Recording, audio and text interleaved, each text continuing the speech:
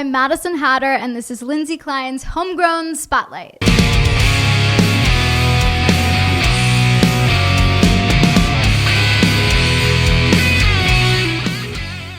What's up? My name is Lindsay Klein, and this is the DHA Homegrown Spotlight, and I'm very excited to have Brian Fitzpatrick back from Brian Fitzpatrick and the Band of Brothers. That's a lot of bees. It's a lot of word bees, and I did it kind of bad. But you represented amazingly today for the ugly people that couldn't be here.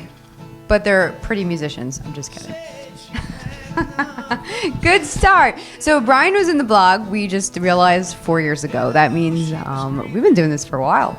Yay. 4 years at least. At least 5 years, I think we've been doing it. So what you been doing for 4 years? Making a record. Making a record. All right. Thank you for coming here and bringing new music. We like to do that. We like reoccurring bands to come with new tunes. And what has gone on with writing a new record? Is it just a Brian thing, or do you bring those Band of Brothers in to help you? No, it's a Band of Brothers record. This one we recorded on our own, primarily at my house. So that's why it took so long. It was like a big learning curve for me to actually learn how to be a recording engineer and a producer, and still, learn how to continually play my instrument. And which is an ongoing process, and so it took a while to get this one done, but it's done, and we're happy. Yes, I'm happy too. Thus far. Have you been gigging? We've been gigging a lot. In the interim? Always gigging, always active, And you do it by yourself or with the whole band? Usually with the band, of Brothers, but I do some solo acoustic shows as well that I've always done, throughout, So this is the third record I put out with Brian Fitzpatrick and the Band of Brothers, and then I had 4 solo albums prior to that, so it's the 7th record. That's awesome. Yeah. So it's always a learning experience. Always. What'd you learn this time? I learned that it takes a really long time to become a good recording engineer. Okay. I learned. Did you save some money though? What's that? Maybe. Did you save any money doing it that way? I don't know. Yeah, right. I doubt. I don't think so. I think I spent money, actually. No, I don't know. No, I learned a lot. I learned that it takes a lot to make a good record, which I always knew. Right. But I also learned that when you have, when you're not looking at the clock, there's a benefit to it in terms of, you could relax on your performances and take your time to get it right. But there's a deficit to it in that you're not looking at a clock and under the gun to get it done, so you can progressively push your deadline further and further back. Yeah, sometimes you actually work better under pressure. Yeah, I do. I do too. Yep. It's sad but true. Yeah. What would you call this record as far as does it have a theme? No, I was joking already. It's called Heart of the Black Dirt is the name of the record. Okay. And originally I was laughing because I said it's about onions, because when I found the Heart of the Black Dirt, and give you a quick story, but I was driving up through the country one day and I saw this sign that said, "Welcome to the Heart of Black Dirt," up in upstate New York. So I pulled over and wrote it down, and I thought it would make a good song title somewhere down the line.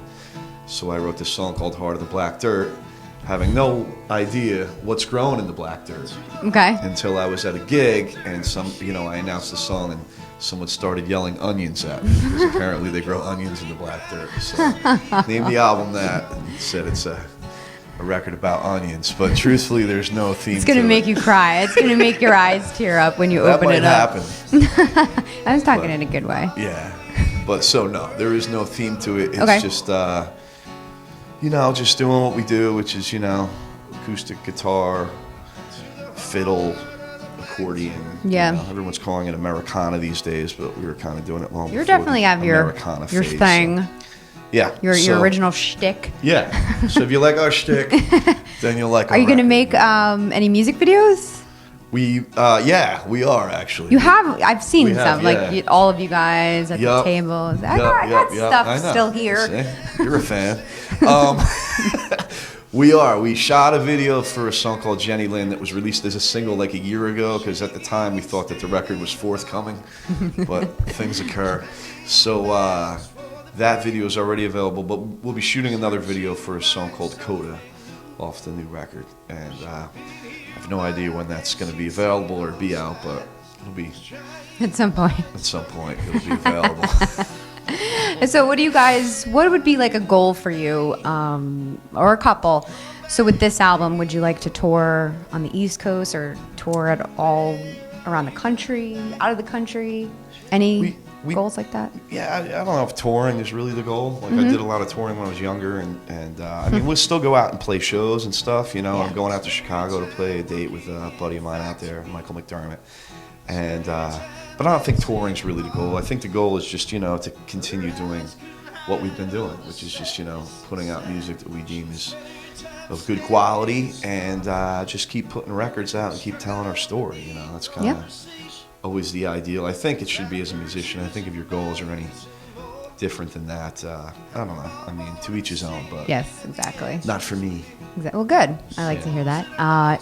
What goes into the writing process, by the way? Like, is it you come in and you get the brothers, or is it all a collaborative process? I write most of this. I write 100% of the lyrics, and I write most of the music, but we arranged the songs together, you know, a lot of the material. And we did, me and my guitar player Joe, we co-wrote some songs on this record.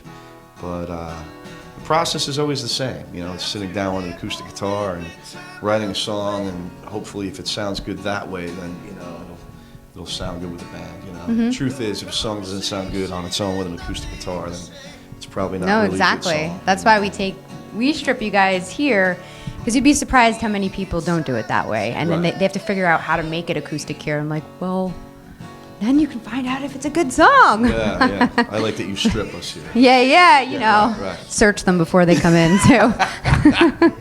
So is there any major inspiration for this, or you just wanted to make some good music?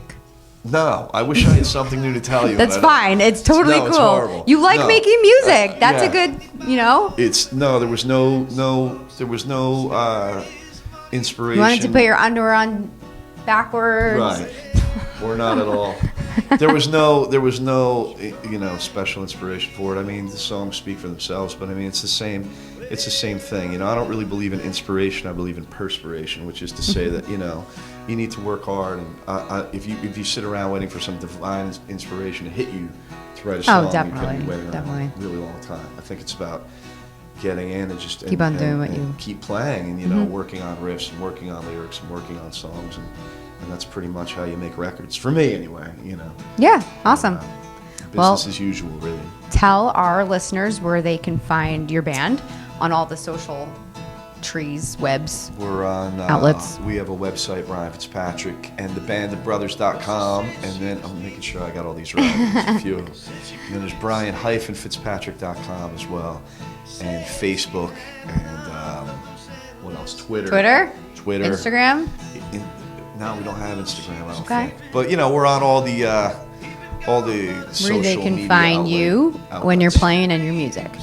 And the new album, let them know one more time what it's called. The new record's called Heart of the Black Dirt. As far as gigs go, we don't have anything booked right now, but we will be playing a slew of shows coming up into the fall and into the new year and beyond.